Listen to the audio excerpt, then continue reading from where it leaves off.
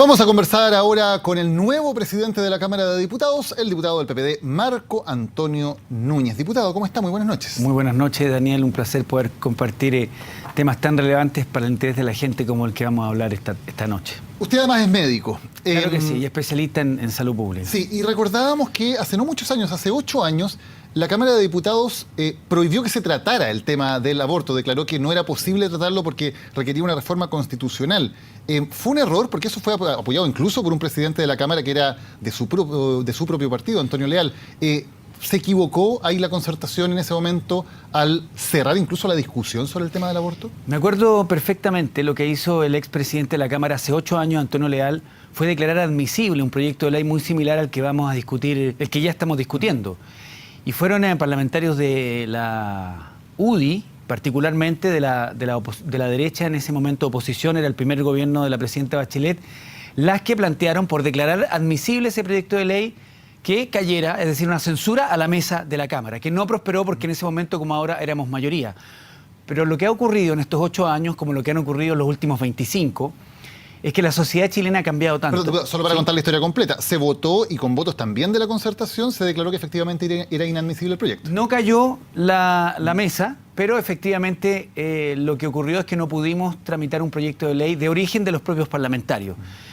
Es cierto, yo creo que ocurre una situación como esa 8 años después es completamente ya imposible. Ha cambiado tanto desde el año 89 en nuestro país, el mundo, desde que se declaró por 4 personas, que era el Parlamento en tiempos de la dictadura, 4 comandantes en jefe. Echar atrás, yo diría, unos 30 años de un esfuerzo que tuvo su mayor capacidad de extenderse como política pública en el gobierno de Eduardo Frei Montalva, donde se inició la planificación familiar, los métodos anticonceptivos en el sistema público gratuitos y se despenalizó la interrupción del embarazo de manera voluntaria, que es lo que queremos hacer ahora. Somos, imagínense, solo 5 países en el mundo. Ahora, diputado, conocimos hoy la encuesta del Colegio Médico. Hay una amplia mayoría, 80% en favor de despenalizar el aborto terapéutico, pero opiniones mucho más divididas en cuanto a permitir o despenalizar el aborto en casos de violación. ¿También es ese el punto más complejo en el trámite en el Congreso, el aborto en caso de violación? Yo creo que sí. Y las encuestas que hemos conocido, anteriores a la que publica hoy el Colegio Médico, Adimark ha preguntado varias veces respecto de interrupción del embarazo por razones terapéuticas, el CEP también. La gente de las 3 causales, es decir, salvar la vida de la madre o imposibilidad de vida extrauterina o violación, es la que mejor entiende y es la que más respalda. En Chile muchos tienen el testimonio, particularmente en nuestras poblaciones, en la esquina, esta niñita que el padrastro abusa de ella permanentemente, la embaraza. Es más difícil de explicar, porque para los que no son médicos clínicos, el contexto de inviabilidad de vida extrauterina, es decir, feto inviable, o el aborto para salvar la vida de la madre terapéutico propiamente tal. Pero tanto entre los médicos como entre los parlamentarios, al parecer la causal de violación es la que menos consenso genera. Y es la que probablemente, con mayor frecuencia, una vez que aprobemos esta ley, vamos a tener que... Es decir, las personas libremente van a tener que recurrir si es necesario en comparación a lo que ocurre en las otras 2 causales. Le cuento, mire, las estadísticas son bien interesantes. Es posible calcular cada año cuántas mujeres enfrentan esta disyuntiva tremenda de decir estoy embarazada, el embarazo si continúa pone en grave riesgo mi vida, tengo que tomar una decisión. Hoy teóricamente en Chile no hay nada que hacer, pero en la práctica en los hospitales y en muchas clínicas se toma una decisión humana y se interrumpe ese embarazo. Los casos clínicos están descritos y son múltiples. Preeclampsia, eclampsia, hay casos muy frecuentes de insuficiencia hepática, insuficiencia respiratoria, insuficiencia cardíaca, etc. Y son alrededor de, yo diría, 50 casos al año, en promedio en nuestro país. En la segunda causal, que es inviabilidad fetal, alrededor de 200 casos, y eso es más fácil de calcular porque las estadísticas son comparables en los distintos países. Entonces, por la población, por el número de mujeres en edad fértil, 200 casos. Pero en los casos de violación es muy difícil calcularlo, porque primero la violación está las demandas por violación, el reconocimiento propio, son menos de los que realmente ocurren por la propia vergüenza. Diputado, y por lo mismo es muy difícil, o sería muy difícil, acreditarlo como causal también, porque evidentemente no se puede esperar que haya un juicio y que se llegue a determinar por la justicia si hubo una violación o no. Por lo tanto, no podría abrirse la puerta, como muchos dicen, a que una mujer que sencillamente por otras razones quisiera tomar la decisión de abortar, dijera, fui víctima de una violación y así se acogiera esa causal. Yo discrepo con esa posición. ¿Por qué? Porque detrás de eso está el siguiente argumento. Por lo tanto, tenemos que esperar que haya un juicio, de que alguien se declare culpable y por lo tanto tengamos una mujer víctima de violación, embarazada. Ya a esa altura la vida pasó. Imagínense esperar un juicio. Lo que dice la ley taxativamente es que no es necesario una condena, es la opinión de un médico, ratificada por otro, que ante la evidencia obvia. Porque mire, yo creo, y no es lo que ocurre normalmente, que mujeres finjan haber sido violadas para acudir a esa causal. La violación es una agresión tan brutal desde el punto de vista físico, emocional, que finalmente en la gran mayoría de los casos un médico es el que está capacitado para diagnosticar, determinar legalmente que aquí hay una violación, y la mujer en edad fértil que no usan método anticonceptivo, aproximadamente en unos casos de una violación tienen un 10% de posibilidades de embarazarse. Esa es la realidad. Por lo tanto, yo creo que va a ser el más controvertido. El gobierno ha tomado la decisión que vamos a votar separadas las tres causales, pero nosotros hemos estado conversando ya hace mucho tiempo, no solo con los parlamentarios de la democracia cristiana, que esa es la pregunta que siempre se nos hace, sino también con parlamentarios de la actual oposición de derecha, Evópoli, Amplitud, Renovación Nacional. Y yo creo que hay una mayoría sustantiva, tanto en la Comisión de Salud de ambas cámaras, como en las salas, para aprobar, espero yo, las tres causales, porque la violación, que es la más controvertida, es la que más respalda a la gente y es la que con mayor frecuencia se presenta de los tres casos que están en la ley. Diputado, quiero plantearle otro tema. El miércoles el Tribunal Constitucional decidirá si finalmente bloquea la investigación de la Fiscalía en el caso SQM. Quien está pidiendo ese bloqueo es un militante y una persona que ha tenido cargos dirigentes importantes en el PPD, Samuel Donoso.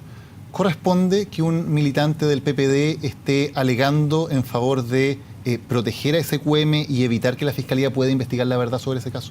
Sí, yo quiero ser bastante claro en este tema. Cualquier militante, cualquier profesional, abogado, esto ocurre con los abogados y con los médicos, en el libre ejercicio de su profesión, tiene todo el derecho de defender como profesional a una persona que está siendo acusada. Sin defensa no hay justicia. Dicho eso, en términos de los derechos que tiene un profesional que milita en un partido político, participa en un movimiento religioso, en cualquier organización, eso no puede confundirse con la posición oficial de una colectividad, de un partido político, lo que nosotros creemos mayoritariamente y hemos dicho y hemos publicado respecto de la necesidad de la transparencia, de que la justicia actúe y que se conozca evidentemente a los responsables de posibles delitos que se cometieron. Pero, diputado, no Por lo tanto, ninguna... hay que separar, porque Samuel Donoso, y termino, ¿sí?, renunció a su cargo de miembro de la Comisión Política y la Directiva Nacional, queda como un militante que no tiene ningún cargo directivo en el Partido por la Democracia. Es un abogado que está trabajando en su profesión, que es defender, y en este caso tiene implicancia efectivamente con lo que pasa en la política nacional. Y, diputado, esa norma de separación no tiene ninguna restricción. Le pregunto, por ejemplo, ¿un abogado que sea del PPD podría defender a un violador de los derechos humanos? Yo creo que hay que analizarlo caso a caso. En el caso de violaciones a los derechos humanos, en los casos de abuso de menores, hay situaciones que van más allá y es difícil que nosotros podamos convivir en términos de la militancia partidaria con nuestros principios y valores, con alguien, por ejemplo, que permanentemente defiende traficantes de droga o violadores de abusadores de niños, o en el caso que usted muy bien plantea, violadores de derechos humanos. Este es un tema delicado porque nosotros tenemos que tratar de conjugar la libertad de alguien que es un profesional y su opción de defender a alguien con los propios principios y valores que se están conjugando. No ha sido fácil. Y déjeme decirle algo más. Yo desde hace 2 días soy presidente de la Cámara de Diputados y estas opiniones que doy son como diputado, representante y miembro de un partido político. Tengo que aclararlo bien porque a partir de 2 días la Constitución me obliga a hablar a nombre de toda la corporación y tengo que ser muy cuidadoso cuando hablo a título personal, que tengo derecho, y cuando hablo a nombre de los 120 diputados, que es lo que me corresponde como presidente. Diputado, y en el financiamiento de las campañas políticas, sabemos que en la práctica, con el sistema que actualmente rige, muchas veces los políticos tienen que ir a pedirle plata a los empresarios, básicamente. Es una realidad que ya es absolutamente reconocida. Un político que sea del PPD, ¿puede, cree usted, pedirle dinero a cualquier empresario sin importar cuáles sean la ideología de ese empresario o su actuación pública o la forma en que haya construido su fortuna? Le pregunto específicamente por el caso de Julio Ponce, ex yerno de Pinochet, que construyó su fortuna durante la dictadura en una serie de privatizaciones muy cuestionadas. ¿Puede pedírsele dinero y financiamiento a él o no?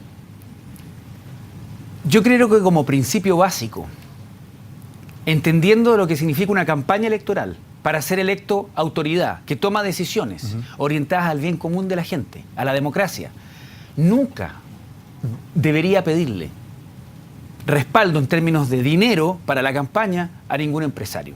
Evidentemente eso genera una ligazón, un compromiso que posteriormente limita la libertad de conciencia de ese parlamentario concretamente. Es cierto lo que plantea, yo no voy a seguir en el mundo de la teoría, que es lo que deberíamos aspirar. En la práctica eso ocurre, ha ocurrido muy frecuentemente. Está este sistema que ha funcionado hasta el día de hoy, que yo creo que debe terminar, que es el aporte de las empresas de manera reservada.